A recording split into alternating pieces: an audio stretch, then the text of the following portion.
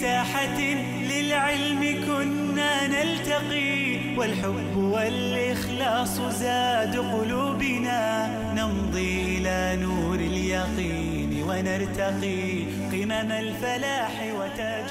Assalamu alaikum wa rahmatullah. Bienvenidos una semana más, este jueves, a Consultas Islámicas, vuestro programa de Córdoba Internacional TV dedicado a las explicaciones del Islam, la jurisprudencia islámica, y que depende sobre todo de sus dudas que plantean a través de las vías que inshallah enseguida pasaremos a detallar. Les recordamos que estamos en directo a través de internet, a través de los satélites, y también hoy por primera vez estamos en directo también a través de la radio, a través de Radio Salam, que pueden sintonizar a través de nuestra página web cordobainternacional.com. Ahí tienen una pestaña donde pueden sintonizar el streaming de Radio Salam. Las vías de comunicación que tienen a su disposición son las siguientes. Por supuesto, tienen el número de teléfono 911 73 02 51. También tienen el email que es consultas@cordobainternacional.com, y también la página de Consultas Islámicas en Facebook, que es facebook.com/consultas islámicas. Sobre todo a través de esa página de Facebook que esperamos sus preguntas, porque nos gustaría centralizar, digamos, las preguntas para que nos resulte más fácil recogerlas, inshallah. Como siempre, estoy aquí encantado de estar con mis dos queridos hermanos que están a su disposición para explicarles cualquier aspecto del Islam que quieran conocer. El hermano Mohammed Said Alilesh. Assalamu alaikum wa rahmatullah. ¿Qué tal estás? Alhamdulillah. Y Tawfiq Shiddadi al-Harrak. Assalamu alaikum wa rahmatullah. ¿Qué tal estás? Alhamdulillah.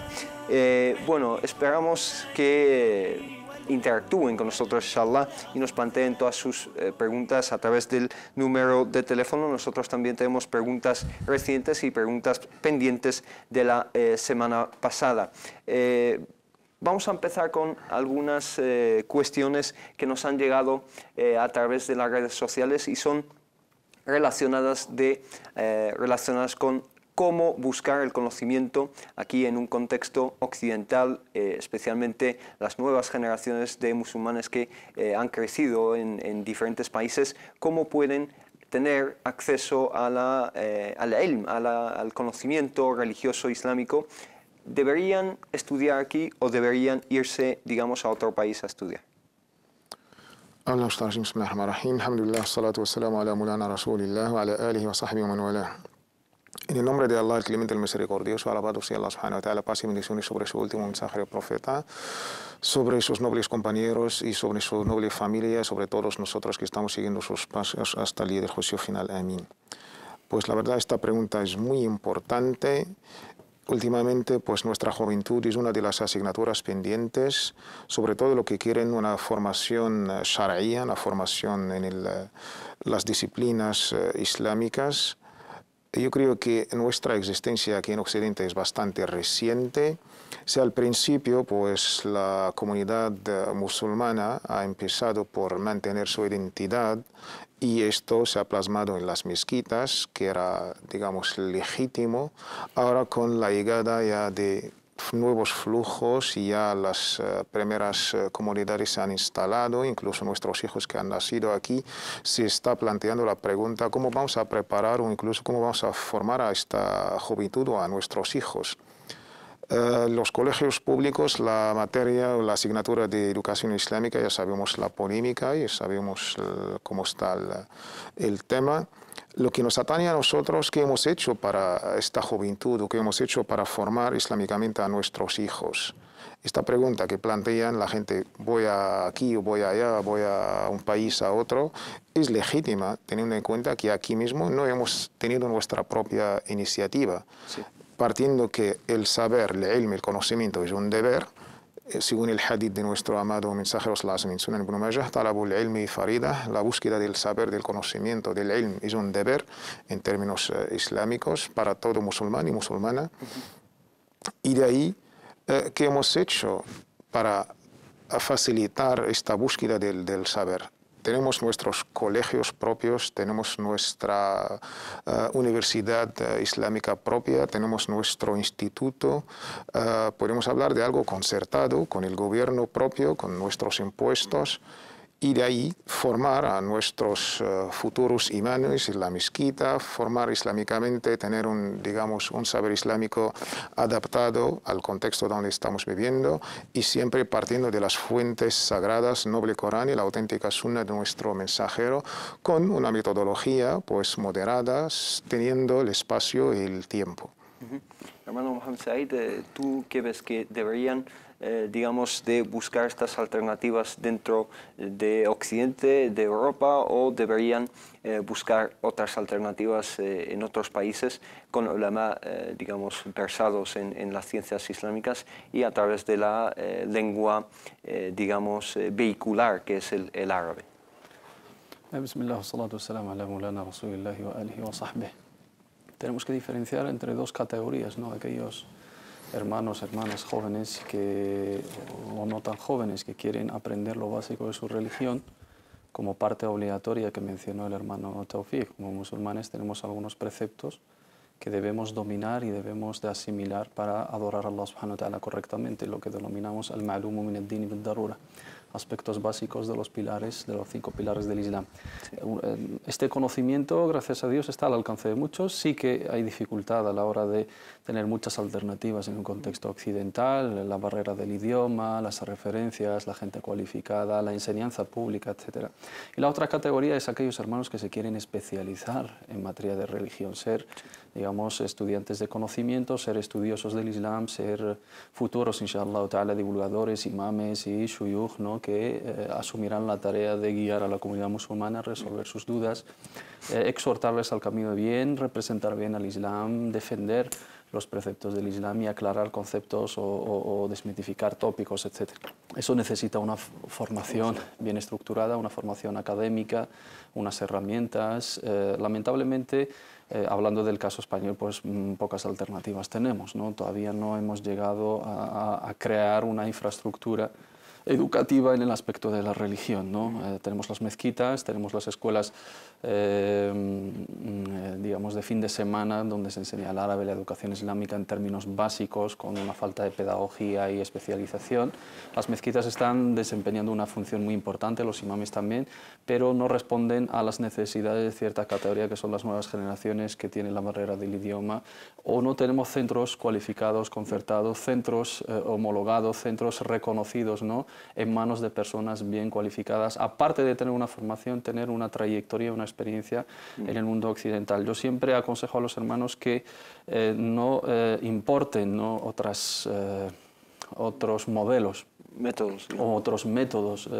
Sabemos que el Islam es universal, el conocimiento es universal, pero al mismo tiempo hay aspectos que se adaptan a los contextos sociales, y como musulmanes debemos de partir siempre desde nuestra realidad, ¿no?, realidad actual, donde vivimos, cuáles son las condiciones, etcétera, y eso es muy importante a la hora tanto de buscar una información básica como de especializarse y profundizar más en el conocimiento islámico. Barakallahu fikum, y a eso se añade la falta de, digamos, libros traducidos también al español, que es algo que ha salido mucho en esta mesa, y en otros idiomas sí que hay universidades oficiales o al menos semi-oficiales que sí que cuentan con ese material divulgativo traducido al idioma inglés, y inshallah en un futuro muy próximo podamos tener digamos, un panorama parecido en el mundo hispanoparlante. Tenemos al teléfono a Samia desde Madrid. Salam alaikum. Salam alaikum. Mira, quería hacer una consulta, porque es que sí. vi en un programa que una chica preguntó por qué quería casarse ella, sí, pero su marido estaba en prisión, y entonces la única vía que tenía era la de y le dijisteis que sí, que era permitido y que su matrimonio sería aceptado, inshallah. Dices que a través de lo civil, ¿no? Sí, estaba en prisión su marido, y el único método que tenía era lo civil, porque no podía ir a un imán allí. Ajá. Entonces mi pregunta era que yo tengo una situación parecida. Yo soy conversa, alhamdulillah, y al poco pasé por lo civil, pero quería saber, porque es que mis testigos no eran musulmanes, era un chico y una chica, pero no pudieron, tampoco había no conocía tampoco a gente musulmana como para poner de testigos y no tuve otra alternativa y alhamdulillah ellos me hicieron el favor de darnos y quería saber si era válido igualmente. Ok, si es válido que los testigos en ese matrimonio civil no hayan sido musulmanes, ¿no? Sí, quería hacer, que era esa la consulta, sí. Porque es que a mí un sheikh me dijo que yo me tenía que, le conté mi historia y me dijo que no, que me tenía que casar por la mezquita y que si mis testigos no eran musulmanes, que mi matrimonio era nulo. Falso. Me dijo eso. Sí. Y mi otra consulta, y ya acabo, era que inshallah luego me gustaría cuando pudiésemos registrarlo en la mezquita. Sí. Pero alhamdulillah yo ahora estoy y quería saber si teniendo hijos puedes registrarlo igual en la mezquita sin problema. Teniendo hijos, ¿no? Sí, porque alhamdulillah ahora estoy embarazada, entonces me interesaría esa pregunta también. Muy bien, pues entendidas ambas preguntas, hermana. Barakallahu fik, hermana Samir de Madrid. Assalamu alaikum. Bueno, dos preguntas. Una acerca de los testigos en el matrimonio. Si, primero, hablar un poco del matrimonio civil, si es aceptable desde un punto de vista islámico, si es lícito, y también si los testigos son indispensables en un matrimonio por lo civil. Siempre hemos dejado de manera muy clara lo que es el matrimonio en Islam. Es una institución muy noble y solemne incluso. Allah se ha referido a ella como mithaqan ghalidha.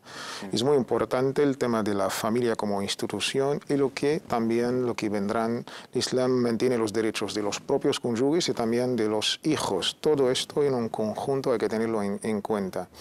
Nuestros sabios, al hablar de las condiciones de un matrimonio para que sea válido, siempre pues la mutua aceptación, ijab wal qabul entre el marido y la mujer, y después formalizar un acta matrimonial donde se basa la propia opinión de la mujer sin ninguna coacción, y de ahí pues la presencia de dos testigos musulmanes varones, donde yo me inclino personalmente, y la dote, la opinión de los sabios también y la mayoría de los sabios. Esto más o menos es para que... Y el wali, el tutor representante de la propia mujer. Esto es más o menos para que la opinión del jumhur, para que sea digamos, un matrimonio islámicamente válido. En este caso, si estamos hablando de un matrimonio en el registro civil, si hay digamos, la mayor parte de estas condiciones, sobre todo la aceptación mutua, que es la base de todo enlace matrimonial, y con dos testigos musulmanes varones, está islámicamente válido, inshallah. Los hermanos tienen que diferenciar entre los pilares del matrimonio, arkan, az-zawaj en el Islam, que son indispensables. Sí. Y luego, jurídicamente, lo que denominan algunas escuelas jurídicas o algunos juristas como condiciones de validez del matrimonio o como actos obligatorios, como wajibat az-zawaj o shurut az-zawaj, que tienen un propósito, donde hay divergencia de opiniones.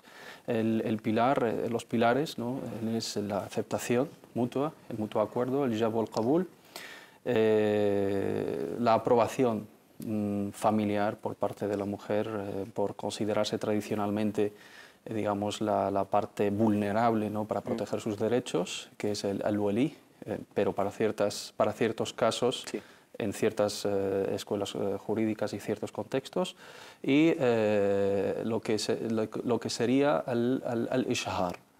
El ishhar es el anuncio o la información de ese acta matrimonial. Hacerlo público, ¿no? Hacerlo público, que no sea un acto clandestino, para que sea reconocido socialmente y sea una manera de defender esos derechos de ambos cónyuges en los casos de herencia, cualquier litigio, divorcio, etcétera, etcétera.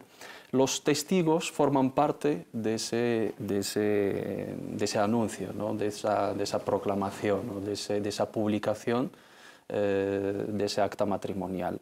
Y actualmente hablamos de registro. El registro administrativo, lo que es el tawthiq al-adli de esas actas matrimoniales. Antiguamente se celebraba un matrimonio de esa manera, con la presencia familiar, as-sigha shar'iyya, no se dictaba una fórmula jurídica que incluía la aceptación, la dote, que es parte que es un derecho de la mujer, la aceptación familiar, etcétera, y se celebraba una reunión y se publicaba y punto. No había un registro administrativo. Ahora es otra condición que se incorpora al fiqh, que es at-tawthiq al-adli, porque es una manera de dejar constancia de ese acuerdo, de ese pacto solemne, de esos derechos reflejados en los casos de que no funcione, o que haya litigio, que haya hijos, que haya herencia, que haya muerte, etcétera. Documentarlo. Documentarlo.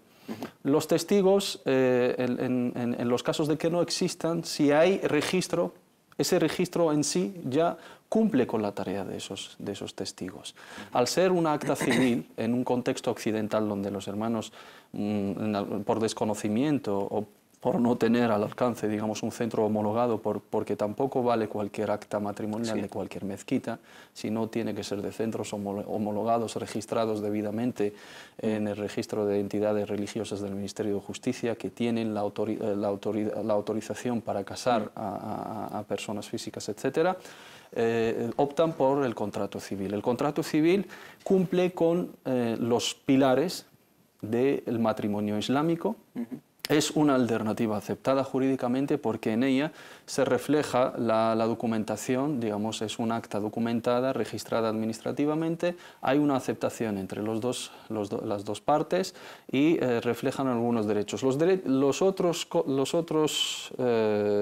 otras condiciones o requisitos que se infringirían habría que cumplirlos fuera de manera, digamos, opcional por iniciativa propia de ambas partes, o optar por la homologación islámica de ese acta. Jurídicamente el matrimonio es válido, el acta matrimonial es válida, pero es preferible volver a homologarlo, ¿no? En dependencias consulares de país de origen, si es una persona inmigrante o lo que sea, o en centros islámicos homologados, en el caso de Madrid, como el Centro Islámico de Madrid o la mezquita Abu Bakr, etcétera, o en la comunidad que resida la hermana, pues que vaya a un centro homologado para que le homologuen esa acta matrimonial registrada por lo civil, para que tenga su acta matrimonial islámica. No es porque su acta matrimonial no es válida, sino para que le sirva en los casos de que tenga que recurrir a ella para el caso de la herencia, para el caso, la qaddar de talaq, etcétera, etcétera.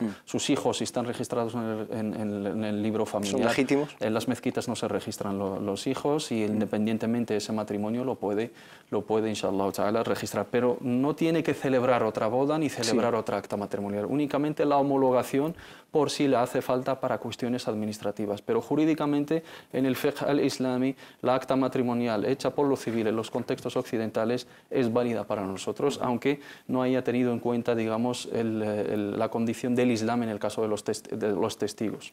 Barakallahu fikum. Creo que ha quedado totalmente aclarado el tema. Inshallah vamos a pasar algunas preguntas, pero antes recordarles a todos nuestro número de teléfono, que es el siguiente, es el 911 7302 51. Esperamos todas sus dudas y sus preguntas, inshallah, y estamos a su disposición para contestarlas. Algunas preguntas a través de Facebook, en este caso, una hermana nos hace una pregunta un poco curiosa. No obstante, vamos a aprovechar esta pregunta quizá para aclarar algunos conceptos equivocados en las mentes de algunos hermanos y hermanas. Nos dice una hermana llamada Amina, nos dice, Bismillahirrahmanirrahim, Assalamu alaikum wa rahmatullahi ta'ala wa barakatuh. Nos dice, una hermana estuvo en el Hajj este año y me trajo algún pequeño recuerdo de Medina y de Meca, y también unas piedrecitas que recogió en Mina para la lapidación, esa lapidación simbólica que se hace en Mina. Cuando tiró las 7 le quedaron 6 en la mano y se las trajo de vuelta a España y me las dio, se las regaló a esta hermana, la hermana Amina. Y me las dio, no sé por qué. Sé que solo son piedras, pero yo las guardé en un tarro cerrado con arena que me trajeron de Senegal para hacer la ablución en caso de no tener agua. Le pregunté, la pregunta, ¿debería tirarlas o no? Y también nos dice, desde la ventana de mi cocina veo una parcela en venta con un número de teléfono. Los primeros 6 números son 36. 36, es decir, un triple 6. Y intento mirar a otro lado.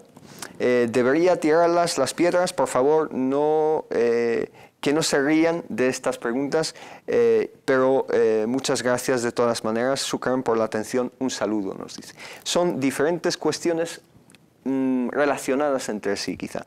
Hermano Tawfiq, pero antes de pasar a esta pregunta, nos comunican que tenemos una llamada, inshallah. Esta pregunta la dejamos pendiente, inshallah pasamos a una llamada. Tenemos a Abdul Karim. Salam alaikum wa rahmatullah. Wa alaikum salam wa rahmatullahi wa barakatuh. ¿Qué tal estás, hermano? Alhamdulillah rabbil alamin. En primer lugar, darle gracias por el programa que están haciendo ustedes allá. Barakallahu fi. Y agradecerle por el aporte que está haciendo a la UMA porque es de mucho beneficio. Gracias por todo. Barakallahu fi. Nos llama desde Holanda, ¿no? Sí, desde La Haya. Sí. Mashallah. Sí. Quería preguntar una pregunta sobre cuál sería el veredicto legal. Sí. Sobre hacer el dhikr después de el taslim de cada oración obligatoria, o sea, el astaghfirullah, astaghfirullah, astaghfirullah. Sí. Muy bien. Puesto que muchas mezquitas lo hacen en voz alta o por el micrófono y eso estorba, ¿no? Inshallah. Y yo quisiera saber cuál es el veredicto sobre esto. En comunidad, en grupo te refieres, ¿no? Sí, en grupo y ya luego hacen los 33, ¿cómo se dice? Alhamdulillah. Sí, tasbihas o takbiras. No. Barakallahu fik. ¿Alguna otra pregunta, hermano Abdul Karim? Solamente esa pregunta, hermano. Barakallahu fik. Jazakallah khair. Assalamu alaikum wa rahmatullah. Wa iyyakum wa alaikum salam. Bueno, la pregunta de Abdul Karim, inshallah le damos paso después de esta pregunta que acabo de plantear de la hermana Amina. Brevemente, ¿cómo le respondemos a estas dos preguntas, inshallah? Tanto las piedrecitas que le han traído desde Mina, como ese número tan, entre comillas, diabólico desde su perspectiva que ve desde su ventana. Pues la pregunta de la hermana Amina refleja pues algo lamentable en nuestra realidad cultural y social, por desgracia, ¿no? A mí no me extraña estos, digamos, falsos mitos o estas creencias que están totalmente contradictorias con nuestra amada y querida Sharia islámica, pues yo creo que aprovechamos para corregir estos conceptos. Amamos a la sagrada Kaaba, la mezquita, Haram, amamos todo lo que es, no por digamos, la piedra, ¿no? Por el mensaje, por los principios que debemos seguir. El Hajj es uno de los 5 pilares del Islam. Lo que simboliza también. Exactamente, desde Abraham, padre de todas las religiones y de todos los profetas y mensajeros, hasta hoy en día. Yo creo que estas piedras la hermana la puede tirar tranquilamente, sin ningún, digamos, mordimiento de conciencia, y mejor si ella lo ve como motivo para prepararse para ir a la propia Meca, que ella misma tirará estas piedras, inshallah. Me dice Ali que podría tirar esas piedras al 666. Esto yo creo que no tenemos ninguna creencia en estas cosas, mucho menos, sino el mensaje que lleva todos estos ritos sagrados del Hajj, por excelencia de nuestra religión islámica.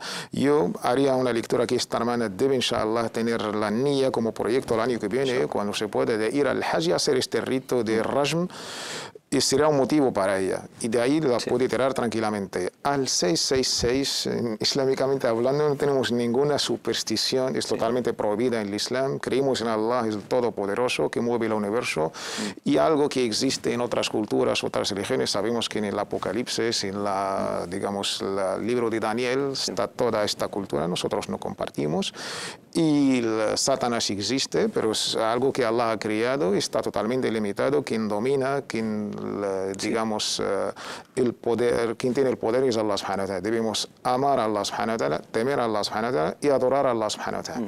Esa simbología, digamos, del 666 numérica es una simbología cristiana, ¿no? Que en el Islam no tiene cabida. Hermano Mohamed Said, ¿algo que añadir? No, si le sirve de tranquilizante para la hermana, yo tengo un número de teléfono que empieza con 36 y lo llevo Siempre que te llamo por teléfono me acuerdo de eso. Lo llevo desde hace más de 13 años y nunca me ha pasado nada. Por lo tanto, que es una superstición, como ha mencionado el hermano Tawfiq, y eso es totalmente ajeno a las creencias islámicas. De cara a las piedras del Jamarat, tampoco no tiene ninguna sacralidad porque son piedras actuales, ¿no? Los mismos hermanos que les hemos visto lamentablemente, que digamos frotarse con la puerta de la mezquita del profeta Muhammad sallallahu alaihi wasallam y hacer tabarruk, ¿no? con esa puerta. Esa puerta es de la ampliación de la mezquita en la era saudí de hace unas décadas. Tampoco ni siquiera son de la época del profeta Muhammad sallallahu alaihi wasallam y no dejan de ser un metal. Y son piedras o tal. El Umar radiyallahu anhu ardá, cuando se acercó a besar el Hajar al-Aswad con la piedra negra, con su simbología y con su importancia, y que hay hadices que hablan de su bendición y de que será un testigo, inshallah, el día del juicio final, dijo: "Ama wallahi inni la'alamu annaka hajarun la tadurru wa la tanfa'u, laula anni ra'aytu Rasulullah sallallahu alaihi wasallam yuqabbiluka ma qabbaltuk." Sé que eres una piedra que no beneficias ni perjudicas, y si no te hubiera besado el profeta Muhammad sallallahu alaihi wasallam, no lo hubiese hecho. Entonces seguimos los pasos del profeta Muhammad sallallahu alaihi wasallam. Yo no diría que las puede tirar tranquilamente. Yo digo, debería tirarlas. Si tiene esa intención de que es algo que tiene baraka y tiene bendición, debe de tirarlo, porque ya prácticamente se está acercando a una práctica de politeísmo, ¿no? De shirk billahi wa la'iyadu billahi. Y algo es muy grave, porque creer que una piedra te puede aportar algo o beneficiar con algo o protegerte de un prejuicio es totalmente contradictorio a la base de la fe en el Islam. Y al igual que el tema de la arena de Senegal. No sé quién se la habrá vendido. Me suena de algún hecho de santería y de es decir, brujería. Cualquier arena de todo el mundo. El profeta Muhammad sallallahu alaihi wasallam nos dice en un hadith auténtico que una de las características de esta umma, ju'ilat li al-ardu masjidan wa tahura, la tierra, toda la tierra, el planeta, Allah subhanahu wa ta'ala lo hizo para mí como el lugar para rezar y también para utilizar en la ablución, en el caso de la ablución seca. Cualquier tierra pura, cualquier sa'id tayyib, cualquier parte de la tierra en su origen que está pura, que no está, digamos, afectada por ninguna impureza, os puede servir para los casos del tayammum, sea de España, sea de Senegal, sea de Marruecos, sea de China, sea de Estados Unidos. Por lo tanto, la hermana que no se deje llevar por esas supersticiones, que se refugie en Allah subhanahu wa ta'ala, que se refugie en Allah subhanahu wa ta'ala de las incitaciones de Satán, que haga dhikr y que consulte con gente de conocimiento. Muchas veces es por desconocimiento y por la buena intención que pueden tener los hermanos, pero no por ello podemos, digamos, tolerar ese tipo de prácticas que, como he dicho anteriormente, se acercan más al shirk wal iyadu billah que a cuestiones de superstición o de falsas creencias. Muy bien, Barakallahu Fikum. Yo, por supuesto, firmo todo lo que habéis dicho. Cualquier cosa física pues tampoco nos puede beneficiar ni perjudicar en nada, salvo que Allah subhanahu wa ta'ala lo quiera. Allah subhanahu wa ta'ala y su voluntad, la voluntad de Allah está por encima de estas cosas. Y esta es una, digamos, una pregunta sincera por parte de la hermana Amina. Y ninguna, perdona que te interrumpa, hermano, ninguna pregunta para nosotros es ridícula. Por supuesto, nunca nos reímos de ninguna pregunta. Los hermanos están en su derecho para preguntarnos cualquier cosa que podamos, inshallah ta'ala, resolver en este espacio, si no tenemos la honradez de investigarlo más. Bienvenidas cualquier tipo de consultas. El que tiene vergüenza de preguntar las dudas es una persona que nunca va a aprender, y el que tiene soberbia de preguntar algo que no sabe nunca va a aprender. Por lo tanto, muchos hermanos, que cualquier duda que tengan, nosotros encantados de podérsela resolver. Barakallahu Fik, y que Allah subhanahu wa ta'ala también recompense a la hermana Amina y que nuestros consejos, inshallah, le hayan servido de ayuda a ella y a muchos hermanos y hermanas. Nosotros, inshallah, nos vamos a una muy breve pausa y volvemos enseguida. Inshallah, hay que mantenerse viéndonos, también escuchándonos a través de Radio As-Salam. Assalamu alaikum. في ساحة للعلم كنا نلتقي والحب والإخلاص زاد.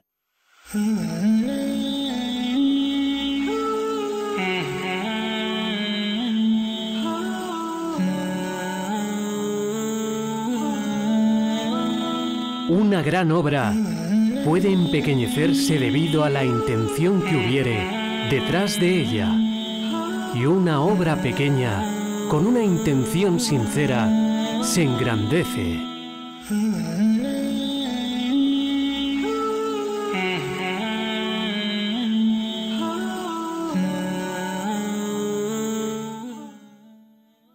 في ساحة للعلم كنا نلتقي والحب والإخلاص.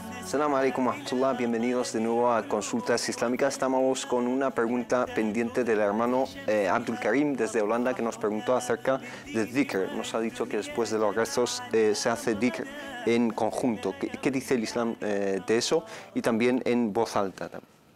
El dhikr, o recuerdo de Allah subhanahu wa ta'ala, es una de las ibadat, de los actos de culto más nobles e importantes que el Islam en varios aliyas coránicas y auténticos ahadith nos ha recomendado pues hacer dhikr constantemente.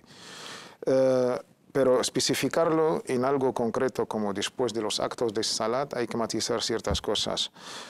Si el imam lo hace para enseñar digamos, a los que rezan de vez en cuando, está permitido, pero que lo hace siempre y cada día y después de cada rezo, la gente va a pensar que es algo que ya ha legislado, y si no lo hacemos en grupo de voz alta, como si hemos hecho algo contradictorio contra la Sharia. Si el imam lo hace para enseñar, para que la gente sepan de este dhikr, de estas tasbihat, y para recordar de vez en cuando, está permitido, pero que lo haga de una manera constante, que llegando a la gente a pensar que forma parte incluso de la sunna o de los ritos de salat, en este caso sí se opta por prohibirlo. Hay algunos grupos que dicen que es bid'a hacer este tipo de El tema de bid'a es bastante digamos, complicado. Sí. El bid'a es añadir algo en el din, sobre todo en el culto, en las creencias, o omitir o quitar algo.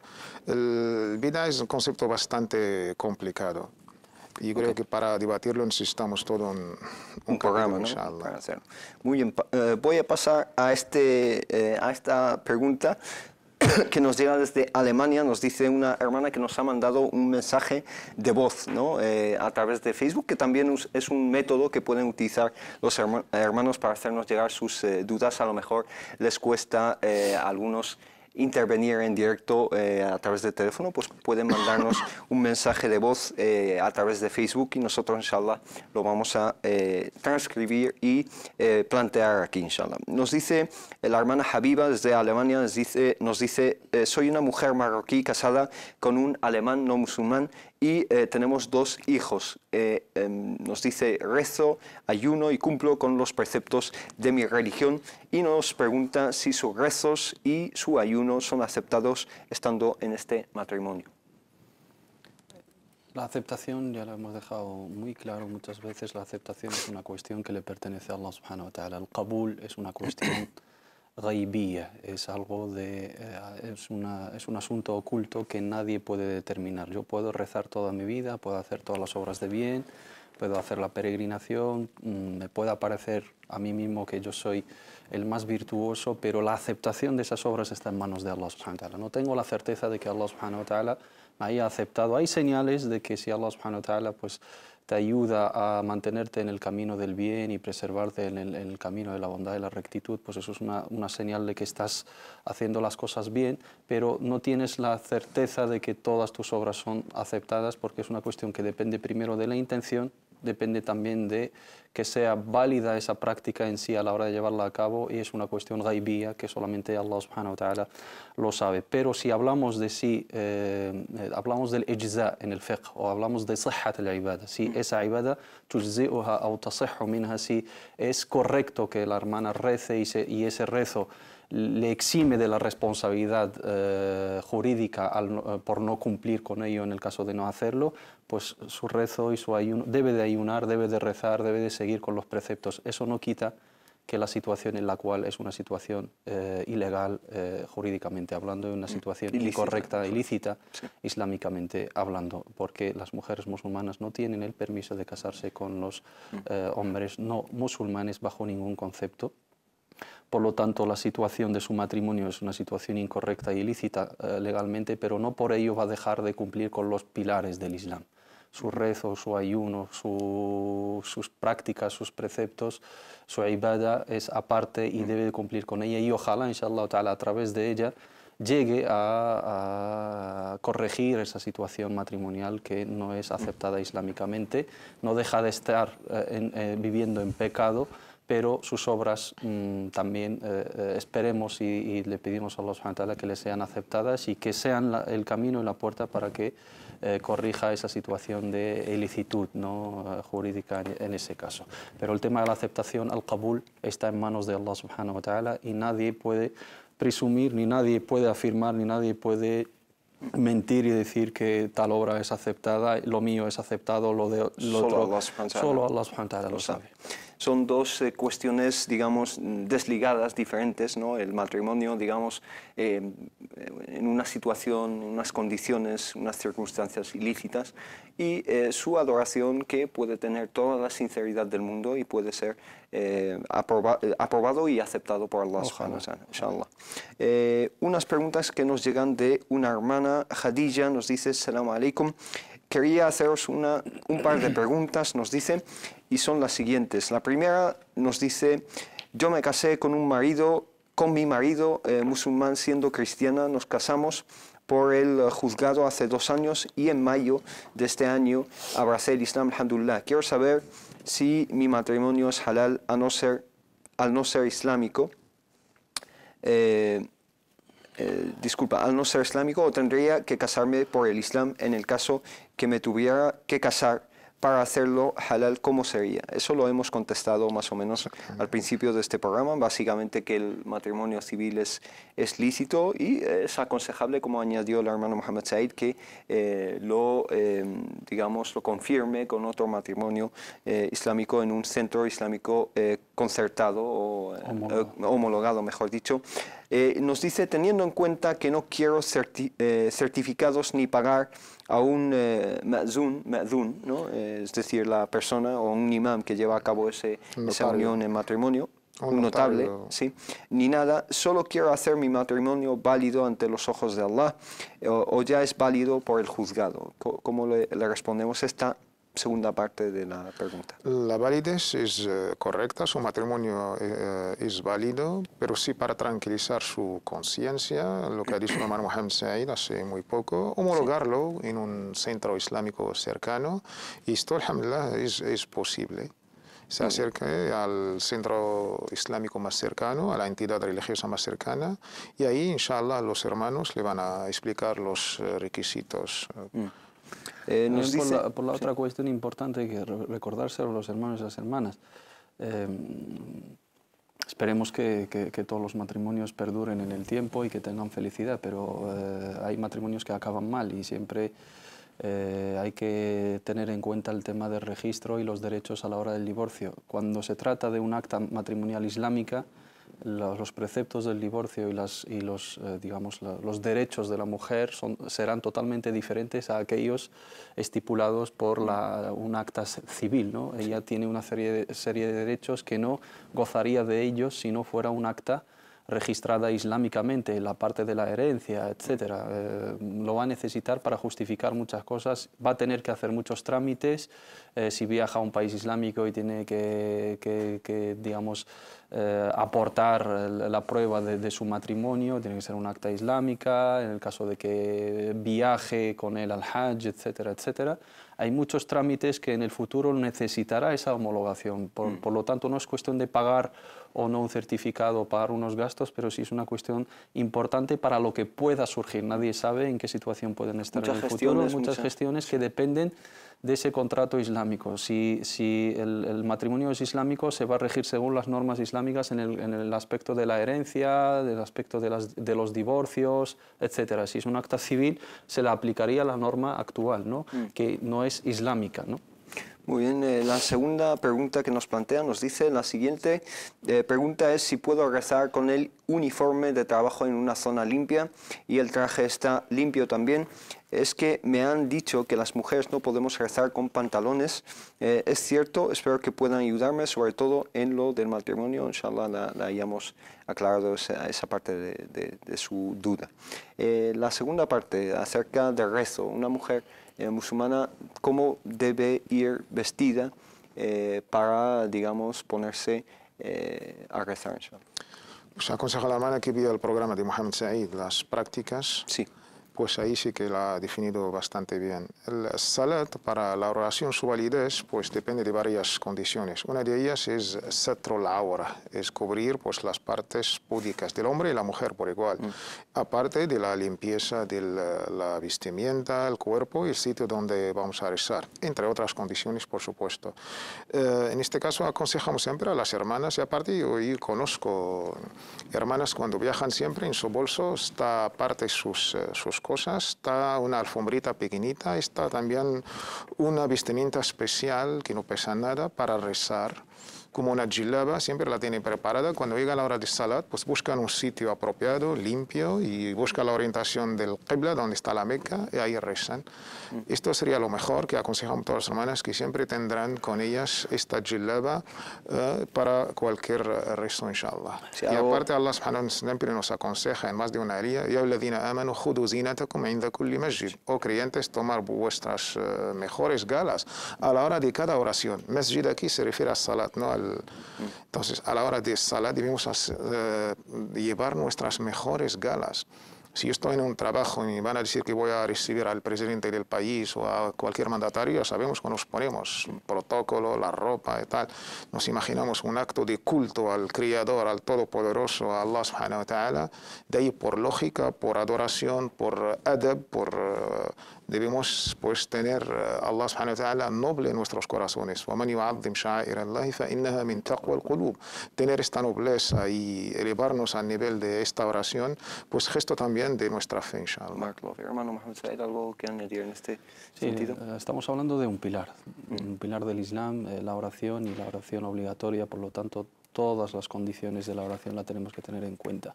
Si se infringen, si se falta esas condiciones, nuestro rezo es inválido. Y uno de ellos es, digamos, ir vestidos correctamente, tanto hombres como mujeres. No se aprueba la oración con los pantalones, sean ajustados o no, sino tiene que ser una ropa ancha que cubra todo el cuerpo, las partes, digamos, mínimas que entran en la obligación de la mujer musulmana. Por lo tanto, la hermana debe de tener siempre esa alternativa de la ropa especial de rezo, para que en los momentos que necesite, estamos hablando de cómo se vista afuera, ya aquí la opinión también es clara, ¿no? Pero en la oración hay que ser muchísimo más estricto. No apruebo el tema de los pantalones a nivel personal, ni dentro ni fuera de la oración. Hay que ser claro, la vestimenta de la mujer tiene que responder a las condiciones y las características marcadas por el Islam, unas características que se deben respetar dentro y fuera de rezo, pero aunque, digamos, aprobemos en los casos de que las mujeres pueden llevar pantalones, etcétera, hablando de las mujeres musulmanas, en la oración hay que respetar las normas de la vestimenta y las normas de satr a la hora. Por lo tanto, la hermana lo debe de tener en cuenta. Barakallahu fikum, especialmente si es algo fácil de ponerse, pues se lo lleva con ella al trabajo. Existen unas prendas especiales de rezo, dos trozos, ¿no? Un trozo para la parte superior y la otra para la parte inferior. Si la hermana es, digamos, por el uniforme de trabajo, tiene que llevar un pantalón, etcétera, con que lleve la parte inferior de una falda especial, que es de tela, que no pesa nada en su bolso, merece la pena porque está cumpliendo con un pilar del Islam. Barakallahu fik. Vamos a pasar a otra pregunta, inshallah. Nos preguntan, la hermana Nejat nos dice, mi pregunta está relacionada con el tema del negocio. Si tú tienes un negocio, nos dice, y sabes que quien te compra los productos de la tienda gana el dinero de una manera haram, una manera ilícita, y te compra productos u otras cosas con ese dinero haram, ese dinero ilícito, ¿puedes aceptar el dinero que te da o no? En las transacciones islámicas tenemos una qaida, una máxima básica, que es lo ilícito, pues lo lleva solamente la responsable legal una persona. Al haram la yata'allaqu bi dhimmatayn. Esto ya lo hemos mencionado más de una vez. Más de una vez, sí. Esto a nivel jurídico. La hermana, pues, ella compra su producto ilícito y su ganancia es lícita. Pero a nivel de da'wa, a nivel de exhortar y corregir, aconsejar a esta persona, según el trato y la confianza que tienen, aconsejamos a la hermana semana, de dialogar con él, exhortarle, de intentar darle un consejo, que Allah es bello y solamente ama la belleza, Allah es puro y ama las cosas puras, siempre dentro de esta exhortación que el Islam nos ha pedido hacer a nuestros hermanos, inshallah. Barakallahu fikum. Creo que esta pregunta la hemos tratado quizá desde otras perspectivas. Algunos hermanos que nos han llamado preguntando si pueden, digamos, aceptar algún regalo o algo así de personas que ganan su sustento a través de, digamos, vías ilícitas. Voy a pasar a otro apartado, otro tipo de preguntas. Nos pregunta una hermana, nos dice, si yo compro algo, por ejemplo, la hermana se llama Nahia, nos dice: Salam alaikum hermanos, una pregunta, espero no sea muy difícil. Nos dice, si yo compro algo, por ejemplo, una pizza o salsa o caramelos que tienen cerdo, nos dice, y después me da pena tirar ese producto, ¿es lícito darlos a los kufar? Es lo que dice ella, que son nuestros vecinos, o los caramelos a sus hijos, que son los hijos de nuestros vecinos no musulmanes. Yo quisiera una respuesta a la pregunta, pero también algún comentario acerca de cómo referirse a nuestros vecinos y conciudadanos que no son musulmanes.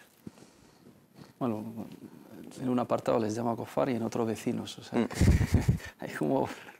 hay como una confusión en los términos. Vamos a hablar de la cuestión jurídica, ¿no? La base de la pregunta, que sí podemos nosotros dar productos que son ilícitos para nosotros como musulmanes a personas que a priori para ellos no es ilícito consumir, utilizar ese producto, ¿no? A mí me regalan algo, o compro, o tengo algo que me entero de que es haram en el Islam, si se lo puedo dar a una persona que en su religión no...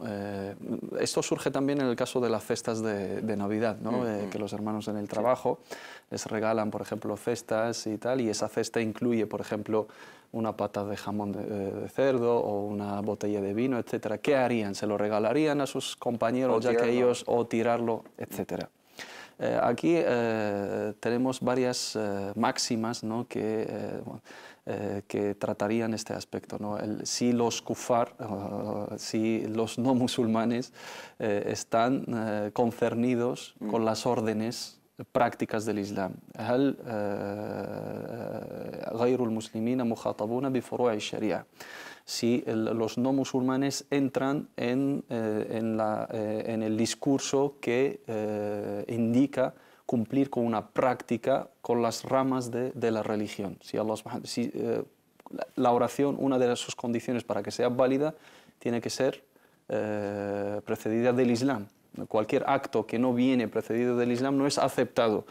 Si un no musulmán reza, su rezo no es aceptado. ¿Por qué? Porque no es musulmán. Pero eso quita que él esté concernido con esa orden o no. Tiene la obligación de rezar esa orden. Allah subhanahu wa ta'ala cuando nos ordena rezar, ellos también están incluidos en esa orden. Por lo tanto, todos los actos obligatorios en el Islam también es un discurso para los no musulmanes, porque es orden de Allah subhanahu wa ta'ala. Hay un debate entre nuestros juristas, sobre todo en el apartado de Usul al-Fiqh, y el Imam Nawawi, que es uno de los grandes sabios de la escuela Shafi'i, que sí defienden que incluso los kufar están mukhatabuna bi furu'i al-sharia, son concernidos con el discurso que se refiere a las ramas del fiqh o al apartado práctico del Islam, aunque no tengan Islam. También, aplicando esta norma, no deberíamos dar algo que es ilícito para nosotros para otra persona que se beneficie de ello, porque al fin y al cabo ellos también lo tienen prohibido desde el punto de vista islámico. Allah subhanahu wa ta'ala cuando prohíbe el alcohol, se lo prohíbe para todos los seres humanos. Responden los musulmanes, pero los que no responden no dejan de ser concernidos con ese discurso, con esa orden coránica, esa orden de Allah subhanahu wa ta'ala. Y es una sustancia nociva también. Y esta es una sustancia nociva. Aquí entra el otro aspecto, es al-i'ana al-fasad, ¿no? El ayudarles en, digamos, en una práctica ilícita, o sea, dar alcohol a una persona O sea, tú no lo consumes desde la perspectiva jurídica que está prohibido para ti, pero dársela a otra persona al mismo tiempo le estás perjudicando a esa persona porque es nocivo en sí y le estás ayudando a hacer algo y le estás perjudicando y estás ayudando o, por ejemplo, regalas un material ilícito, obsceno, no lo puedes ver tú o no lo puedes utilizar, pero se lo das a otra persona. Estás ayudando a la corrupción y estás aprobando la utilización. Por lo tanto, desde esos dos aspectos no se debería dar. Lo que no es lícito para nosotros no se lo podemos regalar ni dar a otras personas. En ese caso, si ha sido por error, lo destruye, lo tira y no es, digamos, un desperdicio porque tenemos la historia de Abu Talha al-Ansari y está narrada en Sahih Muslim, uno de los sahaba, que cuando Allah reveló la prohibición definitiva del khamr, tenía unos zuqaq de jamro, tenía unos, digamos, unos jarrones de jamro de unos huérfanos que las utilizaba, las comercializaba con ellas antes de que sea la prohibición definitiva y le preguntó al profeta Muhammad sallallahu alaihi wasallam, ¿las puedo transformar en vinagre y venderlas ya que son de unos huérfanos? El profeta Muhammad sallallahu alaihi wasallam le dijo no, ahriqha. El profeta Muhammad sallallahu alaihi wasallam dijo no puedes utilizarla porque es ilícita. Una base ilícita para nosotros no la podemos no podemos beneficiarnos de ella nosotros ni dársela a otra persona para que se beneficie de ello. Por lo tanto, si nos regalan algo que es haram en el Islam, no se lo podemos dar a otra persona alegando de que para él no es haram. Si es haram para nosotros, es haram para todos, por lo tanto lo tiramos o lo destruimos de cualquier manera. Barakallahu fik. Nos quedan 5 minutos más o menos. Unas últimas preguntas nos preguntan Qira'at al-Fatiha, la lectura de al-Fatiha, si se debe hacer después del imam en una oración, digamos, colectiva o congregacional, si se debería hacer después del imam con él o cómo se debería hacer la forma más correcta de la lectura de al-Fatiha en el salat. La recitación del Fatiha para el imam y para el ma'mum, en este caso entiendo que quien pregunta se refiere al ma'mum, a quien no está haciendo de imam. Después del imam. Sí, hay un debate entre nuestros sabios, tenemos, digamos, dos opiniones bastante opuestas y tenemos la tercera opinión más o menos que ha intentado buscar una solución, digamos, conciliar entre las dos. La opinión de los shafi'ís, hay que recitar el Fatiha en todos los rezos, los 5 rezos, sean de voz alta o de voz baja, e incluso detrás del imam. Tenemos la opinión de la escuela Hanafi, que es totalmente la opuesta. No hay que pronunciar nada detrás del imam. Y ahí tenemos la opinión de los malikís, que la escuela maliki, diciendo que si se trata de un salat jahriya, en voz alta, la lectura, la recitación del imam es suficiente, vale para el imam y vale para lo que están detrás. Y si estamos en una oración sirriya, en voz baja, pues hay que recitar el Fatiha. Y yo me inclino personalmente por la opinión del Maliki, porque más o menos ha conciliado entre las dos. Entre las dos. Hermano Mohamed Said, ¿algo que añadir en este sentido? Otra pregunta acerca de Zakat al-Mal. Nos preguntan, Zakat al-Mal, si se puede dar a personas no musulmanas, a sus vecinos, por ejemplo, y a personas que están interesadas en el Islam. El zakat es un pilar del Islam y es un precepto religioso. No estamos hablando de una obra de caridad, sino estamos hablando de cumplir con un acto de adoración que es obligatorio, es una obligación individual para aquellas personas que reúnen las condiciones, el mínimo imponible, etcétera, etcétera. Y tienen asignadas 8 categorías en el Sagrado Corán a quien se le debe dar ese azaque. Está estipulado sus condiciones, su cuantía, etcétera, y está estipulado las personas a las cuales hay que dárselas, que son 8, إنما الصدقات للفقراء والمساكين والعاملين عليها والمؤلفة قلوبهم وفي الرقاب والغارمين وفي سبيل الله وابن السبيل فريضة من الله. Los pobres, los necesitados, los huérfanos, los endeudados, estamos hablando de los musulmanes y aquellas personas que están en una necesidad, las obras de bien por la causa de Allah, los que trabajan en su recaudación. Y hay una categoría que es al-mu'allafati qulubuhum, aquellas personas, aquí hay un debate en definir quiénes son esos mu'allafati qulubuhum, aquellas personas que han abrazado recientemente el Islam y que necesitan un apoyo, digamos, material, un apoyo moral para que se afiance su fe, para que quisiesen más la religión islámica para que se sientan arropados por sus hermanos, sobre todo si son una categoría desfavorecida económicamente, o son personas interesadas en el Islam, personas que se están acercando al Islam, que quieren conocer el Islam, que están leyendo sobre el Islam, y personas de bien, de una buena conducta, que le falta solamente un empujón y ser, digamos, bien recibidos, bien tratados para que den ese último paso. Si optamos por la segunda definición, que son personas interesadas en el Islam, que se acercan al Islam y necesitan una ayuda, se le puede dar. Si estamos hablando de personas musulmanas que necesitan un apoyo dentro del Islam, es una de las categorías, pero hay incluso quien habla de que Sahm al-Mu'allafati Qulubum, esta categoría está abolida, está abrogada, sobre todo cuando el Islam ya es fuerte y ya es, digamos, mayoritario en muchísimos países islámicos, y al ser un precepto islámico solamente se le da, el profeta Muhammad sallallahu alaihi wasallam, el hadith de Mu'adh bin Jabal, sadaqatun tu'khadu min aghniyaihim wa turaddu ala fuqaraihim. Es un dinero que se coge de los ricos de los musulmanes y se da a sus pobres, a los musulmanes. Esto es el azaque, las obras de caridad, las limosnas opcionales, eso se le da a cualquier otra persona, teniendo en cuenta ese debate entre nuestros sabios. Barakallahu Fik, nos hemos quedado sin tiempo, con tantas preguntas, subhanallah, el tiempo pasa volando. Solo me queda daros las gracias, Mohamed Said Aliles, muchísimas gracias, Barakallahu Fik, y Tawfiq Al-Harraj, Barakallahu Fik, muchísimas gracias por tus explicaciones, y a ustedes muchísimas gracias por habernos seguido, habernos visto y habernos escuchado a través de Radio Salam. Que Allah subhanahu wa ta'ala les bendiga y les guarden. Les esperamos inshallah el lunes que viene con otro programa de consultas islámicas. Esperamos sus preguntas a través del email consultasislamicas@cordobainternacional.com y las páginas de Facebook y de Twitter. Que Allah subhanahu wa ta'ala les proteja y que pasen una buena semana. Assalamu alaikum wa rahmatullahi ta'ala wa barakatuh.